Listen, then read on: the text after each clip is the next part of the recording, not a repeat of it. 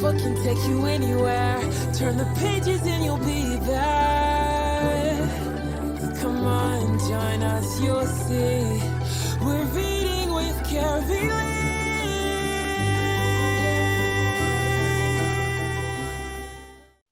Hi, friends, and welcome to another Read with Carylee, where we get to meet amazing authors and hear their stories. And I am so glad to introduce Miss Deniese Dennis, and she is the author of Mimi and Nanny, such a sweet book, and I am so excited for her to share it with you. But before we do, make sure you hit subscribe and ring the bell so that you will be up to date with all of our authors and stories on Read with Carylee. You don't want to miss a thing. So, Miss Deniese Dennis, welcome to the show. Thank you so much for having me. I'm excited to be here. Thank you for joining us. So, where exactly are you joining us from today? I am joining from Uganda. I'm in Kampala, Uganda at the moment. I'm Jamaican, but I'm living here for now.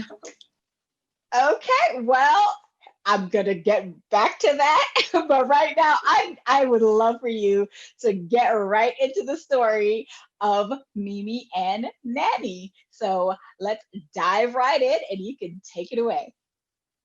Hi, guys. So I'm going to be reading my book, Mimi and Nanny, for you today. So let's jump right into it. Mimi's parents are very busy, so they decide to get a nanny. Mimi doesn't like her new nanny. Like all little girls, Mimi only wants her mommy. Whenever Nanny takes care of Mimi, Mimi would pout and shout, "You are not my mommy." For dinner, the new nanny makes spaghetti. "Yuck," says Mimi and screws up her face. "I don't like the taste." Mimi big sister exclaims, "This is yummy. Can I have more, please, Nanny?" And she eats it as if she's in a hurry. At bath time, Mimi says, "I don't want you." And she runs down the hall, leaving behind her shoe. "Well," says the new nanny, "that just won't do. Your sister will have all the fun, and whatever will you do? She will swim and splash and blow bubbles with the soap. I guess you prefer to stay and mope." Mimi just turns up her nose. Nanny says, "Your sister will have all the bad toys, I suppose." What could Mimi do? She runs to the bath and has a fun time too. The next morning, Mimi's parents kiss her goodbye and say, "Be a good girl for the nanny, dear." "I don't want her," Mimi declares. "If you're not nice, you will go to the naughty corner," scolds her father. However, Mimi didn't seem to care. She plops on the ground and kicks her legs up in the air. "You are not my mommy," she screams, even though she knows it's a little mean. "I know, dear," Nanny says. "I am only your nanny, but nanny can be quite fun too. We have magical powers and can play all day. But I guess on the ground you prefer to stay." What could Mimi do? She got right up and went to play. They fight an imaginary dragon and save some cute puppies from its dungeon. Then, in the garden, to the fairy's kingdom, where they met the magic fairy and the princess who rules them. And while Mimi's big sister is still at school, Mimi and Nanny swim in the kiddies' pool. When Mimi pretends to be a monster, Nanny runs and cries, "Please don't eat me." When Mimi big sister comes home, in the bath they make lots of foam. Mimi and her sister did not want bath time to end. "Well, that's all good and well," says Nanny, "but you will miss a wrap in my magic towel." At bedtime, she tells them stories. Her voice is kind and soft. "I want my mommy," Mimi whimpers. "Mommy will be home soon," Nanny whispers. Then she cuddles Mimi closer as she quietly hums a tune. The next morning, Mimi tells her parents, "I don't like my new nanny." "I like the new nanny," says her sister. "And I like the new nanny," says Mommy. "I love my new nanny," Mimi shouts, and everybody laughs. The end. Thank you. Carylee. That is a very sweet book about nannies and those, well, kids and those who are entrusted to be their caretaker.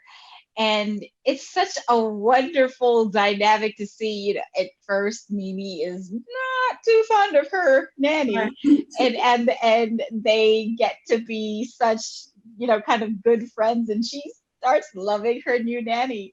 So what was your inspiration behind writing this book? Well, this book I wrote when I was living in France and I was actually working as a nanny. I Okay. babysat two lovely little girls who just loves to read.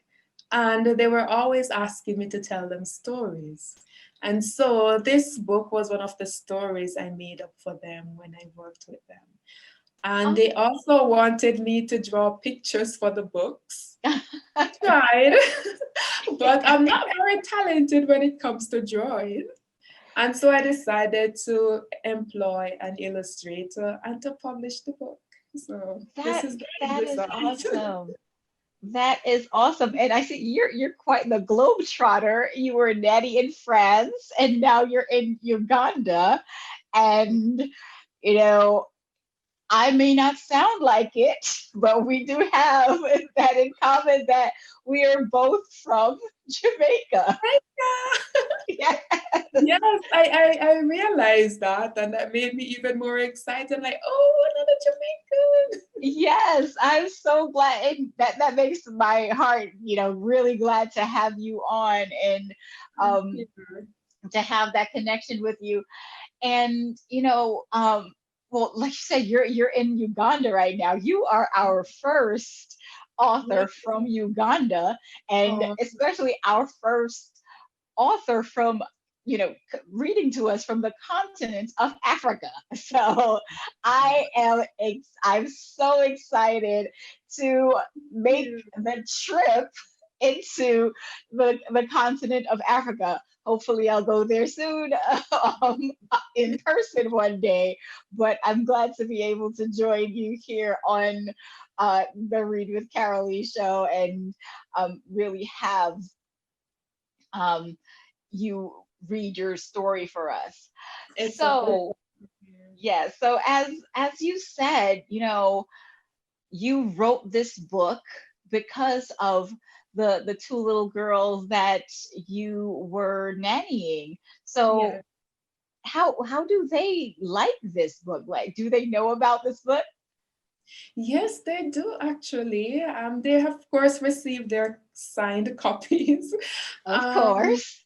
they know about the book, and I would have told their parents about it, that they would have inspired the story.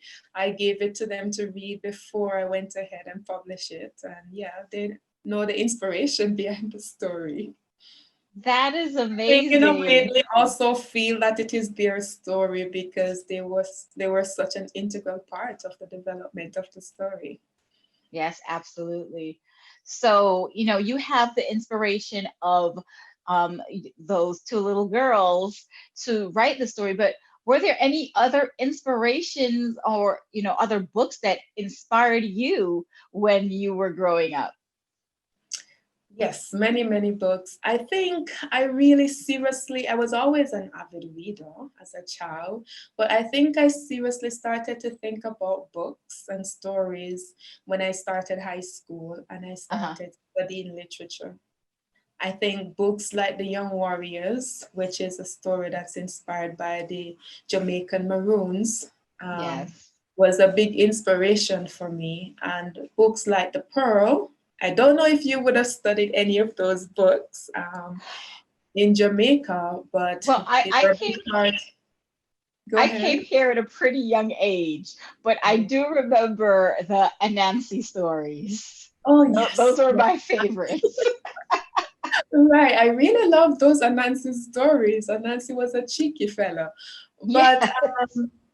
But the Young Warriors and The Pearl were two books that really spoke to me as a child. And I Mhm. think before studying literature, I did not really think about all the issues that books really enlighten us about and brings to mind.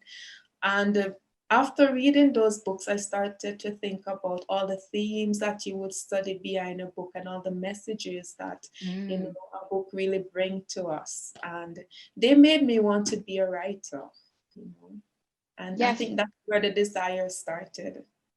Yes, that is amazing. And that's one of the reasons, a very strong reason why we have this show, to be able to show children different stories and the different themes that they may not know, just getting us a book that is just local to their area. And I'm so glad that we're able to stretch our wings and connect with authors reading from Uganda, from Jamaica, inspired by two little girls in France.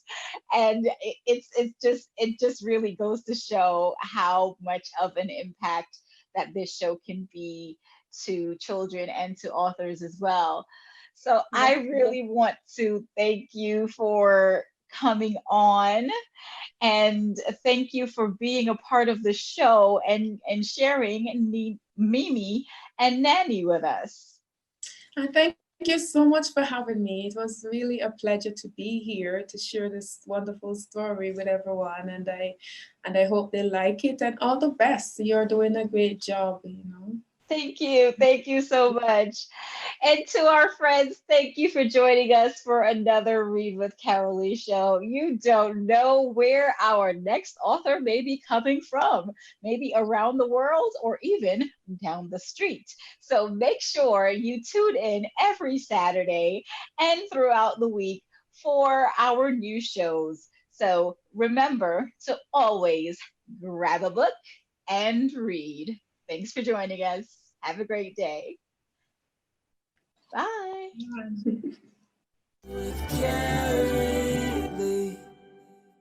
Thanks for watching another amazing episode of the Read with Carylee Show. We have amazing authors coming by every week. So don't forget to like, comment, and subscribe below.